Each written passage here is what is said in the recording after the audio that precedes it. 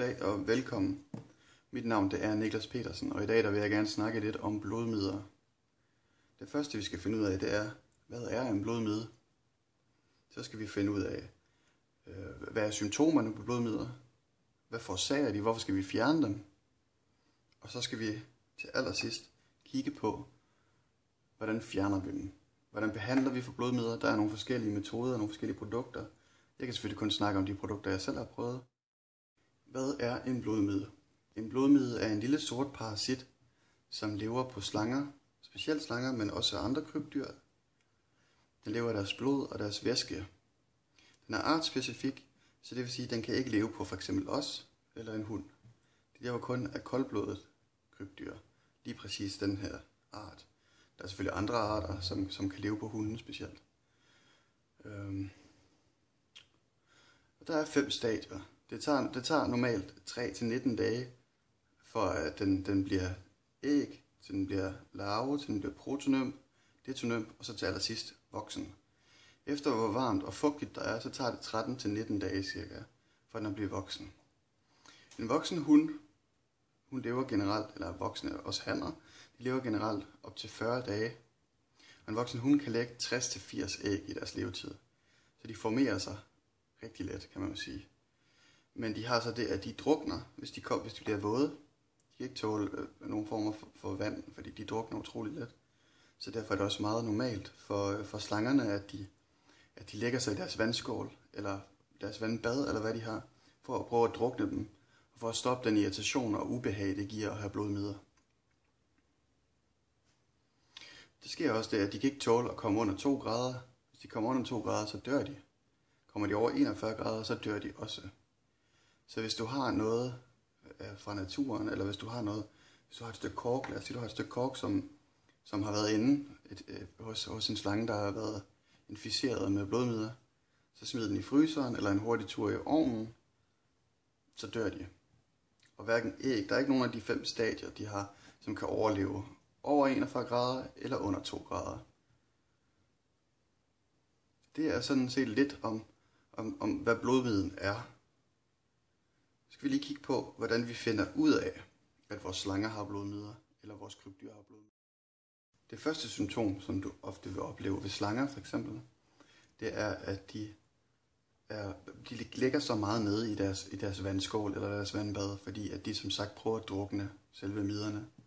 Fordi miderne, når de bider hul ind i slangen, så skaber det en masse irritation og ubehag, og det er meget ubehageligt for slangen. Den stopper ofte med at spise, den stopper med at drikke, de bliver normalt meget dehydreret.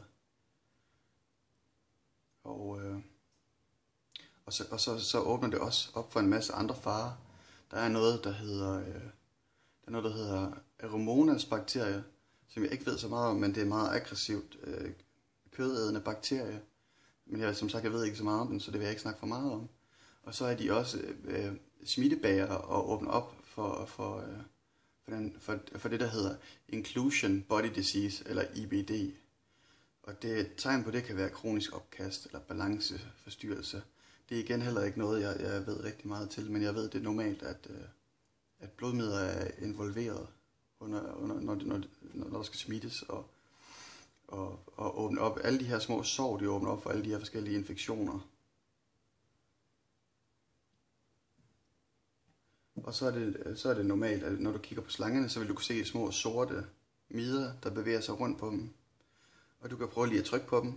Og normalt så er de fyldt med blod, fordi det er blodmider. Så det er meget let at se, om det er en blodmide. Så lad os snakke lidt om behandlingen. Og det første produkt, vi kigger på, det er det, der hedder Ardap, som er det her, som nok er det mest giftige af alle de produkter, der findes til udrydning af det. Det er ikke specifikt lavet til udryddelse af blodmider, men det er til at dræbe alle insekter.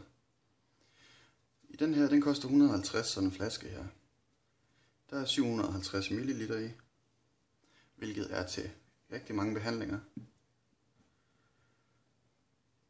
Det du gør, det er, at du tager dyret ud. Du må aldrig sprøjte på dyret med det her, det er meget vigtigt. Fordi det kan forårsage nogle forfærdelige ting. Forskellige hjerneskade og død generelt. Det beskytter i op til 6 uger. Du tager og fjerner dyret, Hvis du har nogle forskellige former for dekoration eller sådan noget, så lader du det blive inde i. Og så taber du selve terrariet op. Prøv at lukke det så meget inde som muligt. Og så sprøjter du med det her. Og det gør du bare, du sprøjter godt igennem. Og så lader du det blive i hvert fald 2 timer. Så åbner du det op, og så lader du det luft ud i 1-2 dage cirka. Eller for længe end for lidt. Og du venter, og så kan du så sætte slangen ind i igen. Og så venter du et par dage, og så kan du så sætte vandet ind til dem igen. Det er vigtigt med alle behandlinger, at du ikke sætter vandskålen ind med det samme, da slangen så bare vil lægge sig ned i det og ødelægge effekten ved de forskellige behandlinger, du har brugt. Det her det er også meget, meget giftigt over for andre insekter. Det vil sige, har du nogle foderdyr, altså insekter, eller har du edderkopper eller sådan noget, så må du ikke bruge det her i samme rum. Det er meget vigtigt, fordi det er meget, meget effektivt, og det er meget giftigt. Og jeg vil generelt ikke foreslå at bruge det her, medmindre du har styr på, hvordan du bruger det. Jeg kan fortælle dig, hvordan du bruger det, men når du først selv har prøvet at bruge det, så vil du selv kunne finde ud af, hvor effektivt det er, og hvor farligt det faktisk er. Så det var det første, det var det farlige. Lad os kalde det det. Jeg vil passe rigtig meget på med det her. Virkelig. Og der er nogle meget bedre alternativer. Så lad være at købe det her. Med mindre at du har rigtig mange slanger. Det er super let bare lige at åbne op og lige sprøjte dit rack til for eksempel. Så lige lukke igen. Så der er det selvfølgelig effektivt at sprøjte i selve rummet. Men inden du gør de fleste behandlinger, så bruger du det, der hedder Lux, eller Nix luseshampoo, som heller ikke er lavet til blodmidler, men det er lavet til at fjerne lus hos specielt børn. Jeg har ikke lige noget, jeg kan vise her, for jeg har simpelthen smidt æsken ud. Men det koster, jeg tror, det er 120 kroner. Og det er en shampoo, du blander op med omkring 4 liter vand. Det er specielt effektivt, hvis du gør det i sådan en stor sprøjteflaske. Sådan en debidut der. Fordi så sprøjter du bare, og det kan du sprøjte på dyret, det er det, du bruger til at behandle selve dyret med. Sørg for ikke at sprøjte direkte i øjnene, det skal du undgå med det hele.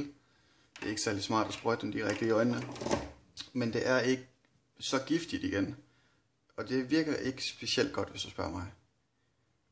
Men det kommer lidt an på, om hvis du bruger et helt klinisk rack system, uden rigtig noget bundlag, uden noget som helst, så virker det selvfølgelig effektivt. Men har du et mere naturligt terrarie, eventuelt med planter og sådan nogle forskellige ting, så er det ikke nok at gøre det selv. Og så er der det, der hedder Callington Mite Spray, som efter min mening er det bedste. Den her, den koster 200 kroner, og der er ikke særlig meget. Jeg har brugt det her til at behandle 2 slanger, 2 terrarier, og det er behandlet af 3 gange. Og det er dyrt, men det er super effektivt. Du kan bruge det i terrariet og på dyret. Det skal du helst gøre, men igen undgå øjnene. Og så gentager du efter en uges tid. Bare sprøjt ind i terrariet. For hver kvadratmeter der er, så sprøjter du cirka 10 sekunder. Så det er hurtigt lige at regne ud, hvor langt det er. Der er 100 gram i den her, og det er virkelig ikke meget. Men det er super effektivt. Jeg havde problemer med at få mine væk. Mine blodmidler. Og så brugte jeg det her. Efter første gang, så var de alle sammen væk. Og så ventede jeg så en uges tid, behandlede igen, ventede en uges tid, behandlede igen. Og der er ikke mere tilbage.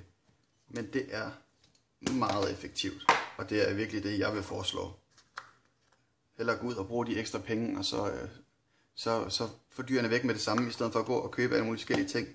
For det kan være dyrt, hvis du prøver det hele, fordi det sidste ikke fungerede. Start med at købe det her. Og så den sidste behandling, jeg også har prøvet, det er det, der hedder rovmider. Det koster omkring 185 kroner, tror jeg det er. Du køber dem, fordi det bliver opbrugt til forskellige planter. Det bliver brugt til at fjerne forskellige fluer og sådan noget, fordi de går ind og dræber alle andre insekter. Sørg for, at du har et fugtskjul, medmindre du har et ordentligt bundlag. Godt spagnum bundlag, for eksempel godt fugtigt. Så lægger du dem derinde i, du får dem i sådan et lille rør. Så lægger du dem bare derned i, og så lever de deri. Og så kravler de ud af deres fugtskjul for at dræbe de forskellige. De spiser også æggene, så det skulle være rigtig effektivt. Men igen, det jeg har behandlet, det har været trælevende slanger. Og det har været et godt bundlag, som også har været levende i forvejen. Så de har ikke haft nogen grund til at skulle kravle op i træerne og angribe de mider, der sidder på slangerne. Så det har ikke været særlig effektivt for mig. Og jeg købte ellers masser. For de 185 kroner, der får du til omkring 10 kvadratmeter, skal kalde de det. Og jeg synes virkelig ikke, der var meget liv i dem. De er meget svære at se. De er meget små. Men igen, de skulle være rigtig effektive. Og det er en naturlig måde at gøre det på, fuldstændig ufarlig måde at gøre det på. I modsætning til de andre, som jo er forskellige former for gifte, der går ind og dræber dem. Råmidler er fuldstændig naturligt, det er fuldstændig ufarligt. Så kan du gøre det på den måde. Har du Durag for eksempel, igen, det er meget godt, at slangen den er nogenlunde lukket ind sammen med selve råmidlerne. Hvis det er for stort eller noget, så kommer de for langt væk fra deres fugtskjul. Og de har brug for det fugtskjul til at overleve, fordi det må ikke blive for tørt, det må ikke blive for tørt og varmt. Så det skal gerne være fugtigt. Det er den sidste måde, vi kan behandle dem på. Det er dem, jeg har prøvet. Som sagt, Callington Mite Spray, det er det bedste. Spørg mig. Det er der ingen tvivl om. Og som sagt, pas på med dem alle sammen. Fordi at det kan skade slangen. Specielt Ardap, der har simpelthen været dyr, der har fået hjerneskader. Permanente hjerneskader, som har blevet nødt til at blive aflevet bagefter, fordi de ikke har kunne spise eller noget som helst. Og det sker generelt ved, at du sætter dem ind i træet for tidligt, eller der er kommet noget på dem. Men det var sådan set lidt om blodmider. Hvis du har nogle spørgsmål, så find dem på Facebook, eller skriv det herinde på YouTube. Tak for den gang.